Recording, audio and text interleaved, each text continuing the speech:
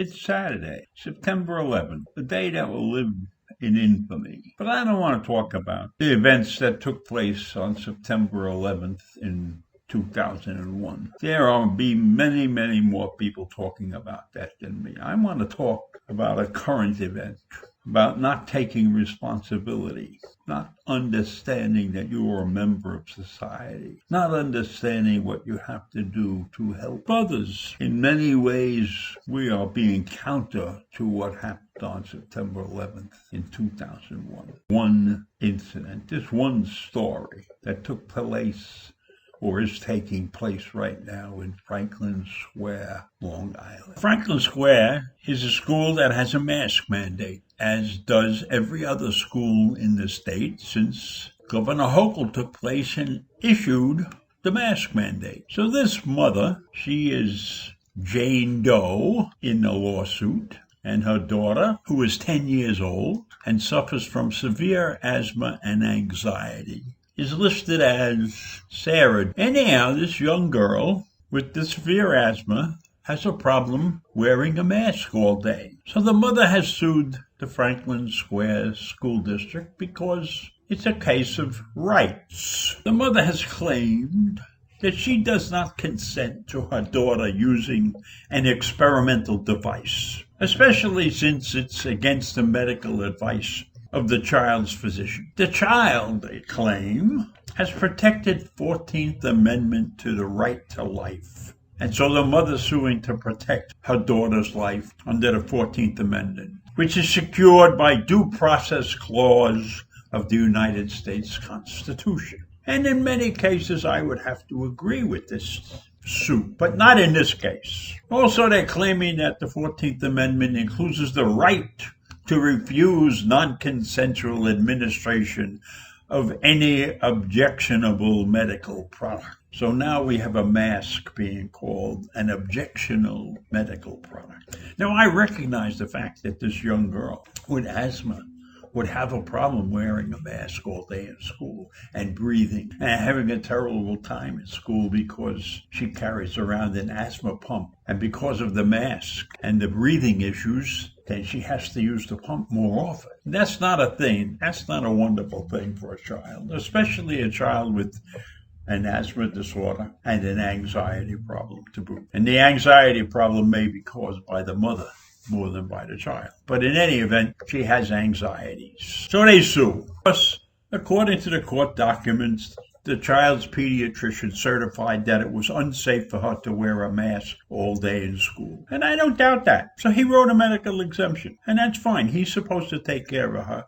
She's his patient. But they're screaming about the denial of Sarah's fundamental rights. Sarah and her family have constitutionally protected rights to a medical exemption from a state regulation that can cause Sarah harm. Well, if I take a big look at the big picture here, yes, Sarah has a problem. Yes, Sarah is in danger when she goes to school. And she's certainly more in danger when she's in school without a mask. So in my opinion, if Sarah can't wear a mask in school, then she shouldn't be able to go to school. She should be able to be taught remotely, or the school provides tutors or whatever you need. But don't they realize, the parents, don't they realize that this is a sick child? She's a vulnerable sick child. She could catch COVID if there's something in the school. And if she catches COVID, what are they going to do? She would really be in deep shit because she has asthma, severe lung problems, anxiety. If she catches COVID, they're in deep shit. This child should not be in school, certainly not in school without a mask. Why do the parents not recognize that? Why are they fighting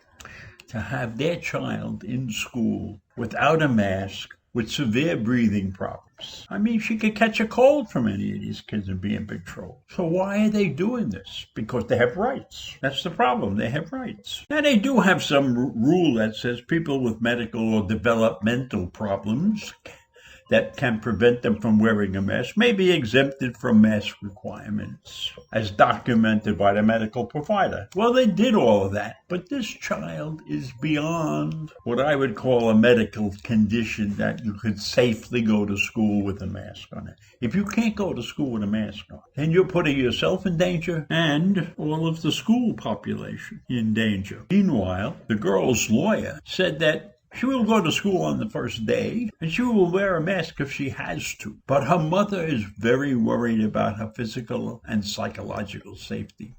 She simply can't breathe with the mask on. If that's true, she shouldn't go to school. She should make other arrangements. Recognize that it must be difficult to live a certain way with a medical condition. You can't go to school. You can't be there with a mask on. So you have to talk to the school officials, and you have to get tutoring, or you have to get remote learning, or you have to do something. But you don't sue. Why do we always sue? Recognize that we are a litigious society. We love to sue. They think the answer to everything is sue, sue, sue. Well, that's not the answer. The answer is common sense. The answer is making provisions for children like Sarah. Imagine in the state of New York, there's got to be a couple of million children involved in this kind of thing. You would think that this girl, Sarah, is the only one that has a problem wearing a mask? Nonsense. Nonsense. It's nonsense. You have to wear it. If you can't wear it, we have to provide other methodologies for you to learn.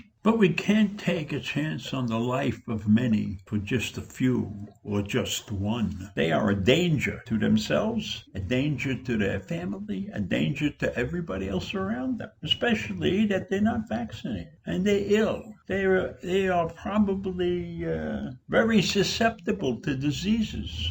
So why in the world are they fighting to go to school without a mask? I would think if the parents had any sense at all, they would be fighting for tutoring or fighting for something else. Anyhow, there have been no comments from the state health department or the school board or anybody like that because they don't comment on current litigations. So the only ones who are making a lot of noise about this are the child's attorney and the child's mother, Moanly. I didn't hear anything about the father, but in any event, they're the ones making the most noise about this thing. And I think they're stupid people. I think this is an unnecessary lawsuit, as probably most lawsuits are. Certainly unnecessary in fighting for the child's rights. Child's rights is to try and get healthy, which in this particular case, unfortunately, is be homeschooled or remote learning or something if she can't sit in the school with a mask on. I don't understand the makeup of people who only worry about themselves and not about all the other people. Think of what would have happened on September 11, 2001 if people thought about themselves. All those first responders down there trying to help people. All of that is forgotten. We worry about a mask, a child wearing a mask in school. We can't come up with a reasonable solution for that. Anyhow, that's enough for today. I'll see you in the morning. Bye.